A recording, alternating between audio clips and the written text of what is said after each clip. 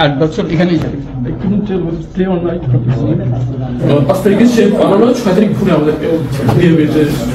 যতটাই শুনি অবিশ্বাস্য মনে হয় এটা কি আমাদেরই জগৎ, এটা কি আমাদেরই সমাজ। আমরা এটা বললাম আচ্ছা মেয়ে বলতেছেন আমার মাকে আর দেখতে পেলাম না, কোথায়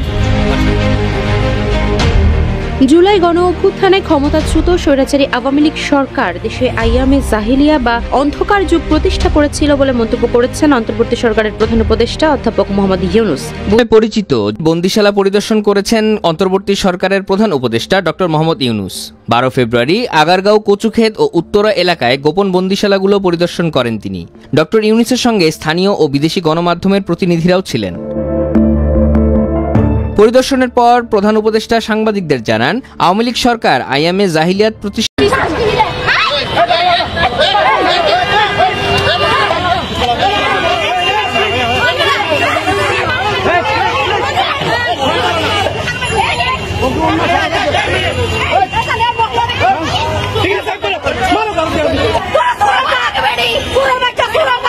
আসসালামু আলাইকুম প্রিয় দর্শক, আজকের নতুন একটি ভিডিওতে আপনাকে স্বাগতম।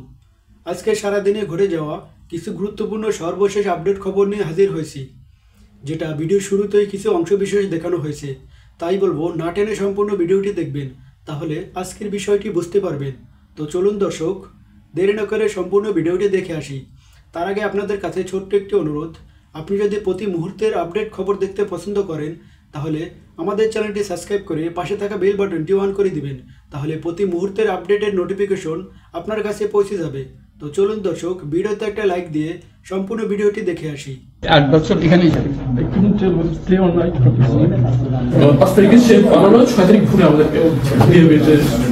যতটাই শুনি অবিশ্বাস্য মনে হয় এটা কি আমাদেরই জগৎ, এটা কি আমাদেরই সমাজ। আমরা এটা বললাম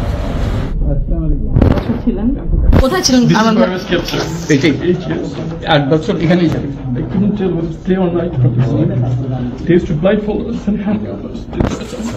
In the night they used to handcuff us at back. They wouldn't tell us where they wouldn't go. They tell us even time for prayers. It felt like I was buried alive.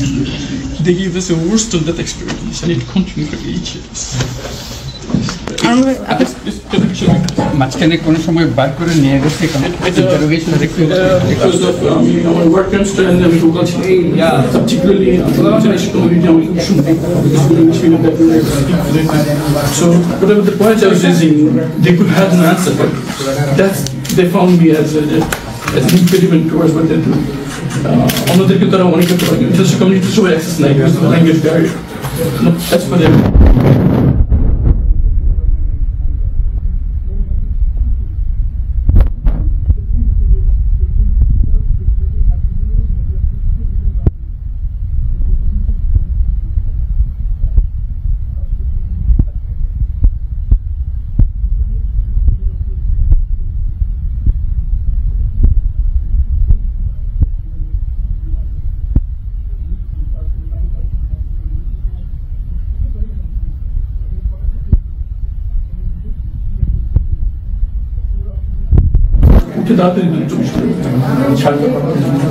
আমি তো পরে যেটা বুঝতে পারলাম যে 6 তারিখ ভোরে মানে 5 তারিখে সে বানালো, 6 তারিখ ভোরে আমাদেরকে যখন আমাকে বের করে আমি মনে করছি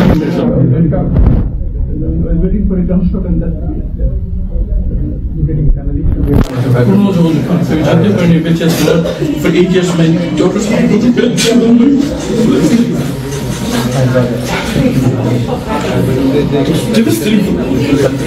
ওরাও জানতো না স্কুল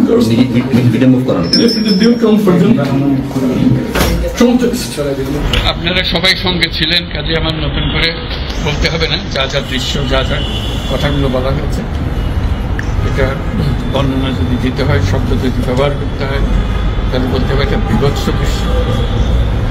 এটা মানুষের মনুষ্যত্ববোধ বলে কোনো জিনিস যা আছে সেটার থেকে বহু গভীরে নিয়ে গেছে, এটা নিশ্চিন্ন করার জন্য, মনুষ্যত্ববোধ যেন কারণ না নৃশংস প্রতিটি জিনিস হয়েছে এখানে।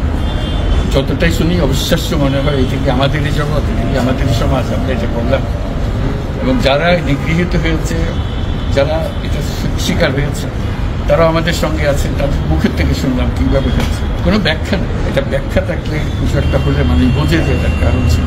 এটা বিনা কারণে রাস্তা থেকে উঠিয়ে আনা, বিনা দোষে কতগুলো সাক্ষী সাবুত হাজির করে সেই যন্ত্র এক্সপ্লোসিভ কতগুলো গাড়ির ভিতরে ঢুয়ে দিয়ে তারা বলছে তুমি সন্ত্রাসী, জঙ্গি, এগুলো বলে বলে তাকে নিয়ে আসা হয়েছে। এবং এইরকম ইন্টারোগেশন সেল, এরকম টর্চার সেল, এরকম টর্চার সেল সারা বাংলাদেশ জুড়ে আছে, সেটাও শুনলাম আজকে। আমার ধারণা ছিল যে এটা এখানে আয়নাগর বলতেছি কয়েকটা আছে, এখন শুনতেছি আয়নাগরের বিভিন্ন ভার্সন সারা দেশ জুড়ে আছে। কেউ বাচ্চা মেয়ে বলতেছেন আমার মাকে আর দেখতে পেলাম না, কোথায়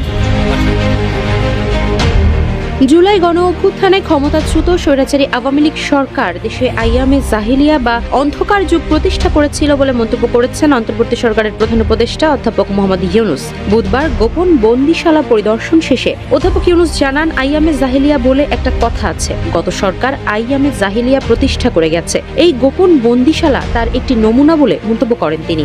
গত সরকার এই আইয়ামে জাহিলিয়াতকে প্রতিষ্ঠিত করে গেছে সর্বক্ষেত্রে, এটা তার একটা নমুনা। আর আমি কমিশনকে ধন্যবাদ জানাচ্ছি, তারা বহু কষ্ট করেছে। অন্যান্য কমিশন তো তারা করেছে, অন্তত তারা নিজেদের ঘরে বসে করতে পেরেছে। ডক্টর মোহাম্মদ ইউনূস আজ বুধবার উপদেষ্টা পরিষদের সদস্য, ভুক্তভোগী ও সাংবাদিকদের নিয়ে গোপন বন্দিশালা পরিদর্শন করেন। এসব বন্দিশালা আয়নাঘর নামে পরিচিতি পেয়েছে। গোপন বন্দিশালাগুলো আগারগাঁও, কচুক্ষেত ও উত্তরা এলাকায় বলে জানিয়েছে প্রধান উপদেষ্টার প্রেস উইং। বন্দিশালা ঘুরে দেখে অধ্যাপক ইউনূস সাংবাদিকদের জানান, ভুক্তভোগী ব্যক্তিদের বিনা কারণে বিনা দোষে উঠিয়ে আনা হতো, সন্ত্রাসী বা জঙ্গি বলে এখানে ঢুকিয়ে রাখা হতো। এইরকম টর্চার সেল সারা দেশে আছে, যার সংখ্যাও নিরূপণ করা যায়নি।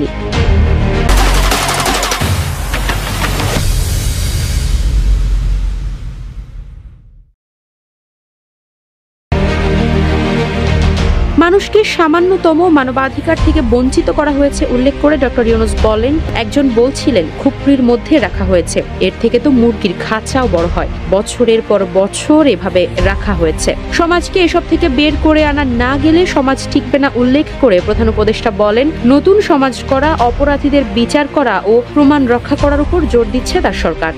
যে খুপরির মধ্যে তাকে রাখা হয়েছে, গ্রামে তো মুরগির খাঁচা এর থেকে বড় হয়। এরকম অবস্থা, মুরগিও নড়াচড়ার যেরকম জায়গা পায় না, ওরও নড়াচড়ার কোন জায়গা নেই। ওকে ব্যবস্থা রাখা হয়েছে মাসের পর মাস, বছরের পর বছর তাকে ব্যবস্থা। গুম শিকার ব্যক্তিদের ক্ষতিপূরণ সংক্রান্ত এক প্রশ্নের জবাবে ডক্টর ইউনূস বলেন, ন্যায় বিচার যেন পায় সেটা এখন প্রাধান্য। আরেক প্রশ্নের জবাবে তিনি বলেন, তার সরকার নতুন বাংলাদেশ ও নতুন পরিবেশ চায়। সরকার সে লক্ষ্যে বিভিন্ন কমিশন করেছে। যে ঘটনাগুলো ঘটেছে তার পুনরাবৃত্তি যেন না হয়, সরকার সে লক্ষ্যে কাজ করবে।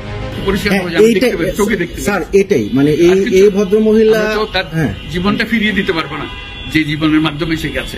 বাচ্চা মেয়ে বলতেছেন আমার মাকে আর দেখতে পেলাম না, কোথায় চলে গেল। আজ পর্যন্ত কেউ খবর দিতে পারবে না সে বেঁচে আছে না মরে গেলে কোথায় আছে।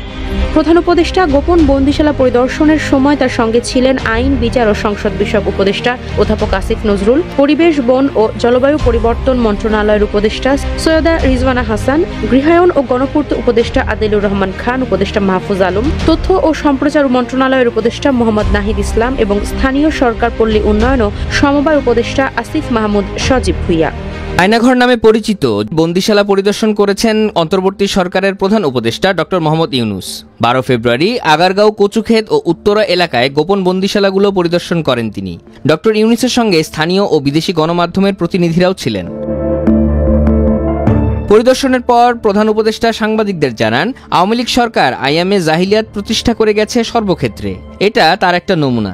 নৃশংস অবস্থা, প্রতিটি জিনিস যে হয়েছে এখানে যতটাই শুনি অবিশ্বাস্য মনে হয়। এটা কি আমাদেরই জগৎ, এটা কি আমাদেরই সমাজ, আমরা এটা করলাম। এবং যারা নিগৃহীত হয়েছে, যারা এটা শিকার হয়েছে, তারা আমাদের সঙ্গে আছে, তাদের মুখের থেকে শুনলাম কিভাবে হয়েছে। কোনো ব্যাখ্যা নেই। এটা ব্যাখ্যা থাকলে কিছু একটা হলে মানুষ বোঝে যে এটার কারণ ছিল। এটা বিনা কারণে রাস্তা থেকে উঠিয়ে আনার মতো কথা, বিনা দোষে কতগুলো সাক্ষী সাবুত হাজির করে সেই যন্ত্র এক্সপ্লোসিভ কতগুলো গাড়ির ভিতরে ঢুয়ে দিয়ে তারা বলছে তুমি সন্ত্রাসী, জঙ্গি, এগুলো বলে বলে তাকে নিয়ে আসা হয়েছে। এবং এইরকম ইন্টারোগেশন সেল, এরকম টর্চার সেল, এরকম টর্চার সেল সারা বাংলাদেশ জুড়ে আছে, সেটাও শুনলাম আজকে। আমার ধারণা ছিল যে এটা বোধহয় এখানে আয়নাগর বলতেছি কয়েকটা আছে, এখন শুনতেছি আয়নাগরের বিভিন্ন ভার্সন সারা দেশ জুড়ে আছে। কেউ বলে 700, কেউ বলে 800, যে সংখ্যাও নিরূপণ করা যায়নি পর্যন্ত, কতটা আছে, কতটা জানা আছে, কতটা অজানা রয়ে গেছে সেই জিনিসগুলো। আমরা এমনি শুনি আইয়ামে জাহেলিয়াত বলে একটা কথা আছে। এই গত সরকার এই আইয়ামে জাহেলিয়াতকে প্রতিষ্ঠিত করে গেছে সর্বক্ষেত্রে, এটা তার একটা নমুনা। ভুক্তভোগীদের বর্ণনায় আয়নাঘরের ভয়াবহতা তুলে ধরেন প্রধান উপদেষ্টা। তিনি বলেন, পাঠ্য বইয়ে এগুলো অন্তর্ভুক্ত হতে হবে। আজকে এটা জাতির জন্য একটা বড় চূড়ান্ত রকমের একটা ডকুমেন্ট হবে, আপনাদের সাক্ষী রেখে আপনাদেরকে নিয়ে এসে আমরা শরীক হলাম এটাতে। যারা এই ভুক্তভোগী তাদের সঙ্গে কথা বললাম, কয়েকজনের সঙ্গে। ভুক্তভোগীদের সংখ্যা আমার জানার মতো 1700 প্লাস, 1750 প্লাস এরকম যারা ভুক্তভোগী। অজানা কত এটা তো আমরা আর জানি না। কেউ বলে যে এটা 3000-এরও বেশি হবে, কাজে সেটাও আমরা ধরে নিলাম যে একটা সীমারেখা দরকার, যেটা আমরা অজানা, কেউ প্রমাণ দিতে পারেনি।